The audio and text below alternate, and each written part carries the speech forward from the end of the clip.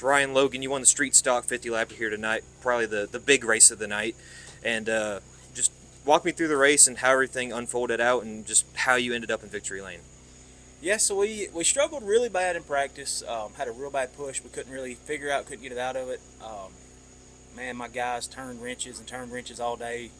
Went out for qualifying, still had a pretty bad push. Um, Wound up qualifying fifth, and then kind of got rolled to the front row there. Started outside, and I felt like we had a pretty good chance if we could ever, if we could get ahead and get down. I felt like we could get a pretty good run on everybody.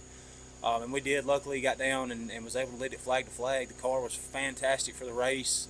Everybody's hard work and input and stuff made a huge difference. Got it freed up, and the rest was kind of history. We got to it got out pretty big there with some slower cars up front, and they let me cruise for 10, 15, 20 laps there. So I really was able to save my stuff, and it made a big difference there at the end. Will and Dawson were both real fast, and my spotter kept telling me on the radio, she was telling me how far, they were closing in, 8 cars, 6 cars, 4 cars, 6 cars. And so she done a really good job, and I know them guys were hustling it. So I was able just to kind of cruise for a while, and then we could turn it on when we needed to. So it made a huge difference.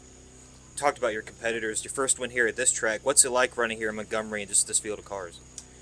Man, it is super competitive. I mean, you got guys like Charles Davis, Will Smith, Dawson Parker's super young guy. He can wheel the crap out of that car. Really good driver. We've got a lot of guys that are really fast. Guys coming up from Mobile and Pensacola coming up racing with us. The Langhams are always fast anytime they're on the track. It's really nice. I come from short track racing, say Reid, Jasper, super short tracks. I know Montgomery's still considered a short track, but we're talking quarter mile, 3/8 mile stuff, and so it's a totally different style of racing. But all these guys down here, for the most part, race you really clean. It's real fun. I mean, like I say, everybody's super competitive. The field is generally really tight from top to bottom. We just finished up the tri-track cruise quest there with Mobile and Pensacola. I feel like our Montgomery cars showed out as much as anybody. We had a good crowd of cars every time we went. Everybody was competitive. So I felt like we put on a good show for everybody. And this class is, man, it's fantastic. If I had all the money in the world, I still think I would run street stocks. It's just the group of guys. It's guys that they're in the shop by themselves 5 nights a week to come and race on Saturday. And that's what it's all about. It's short track racing at its finest. These guys, we're not racing with millionaires. We struggle to come down here and buy a set of tires to go racing on. And that's what it's all about. It's guys that love it. They do it because they love it. And like I say, so many of these guys are fast and really good competitors. Cameron Wessenberg is always fast. There's a whole list of guys. You go down through there and you can pick out a different winner out of the list. At any point in time, somebody can win it. And if I heard correctly, Victory Lane, talk about tonight was a kind of an emotional win.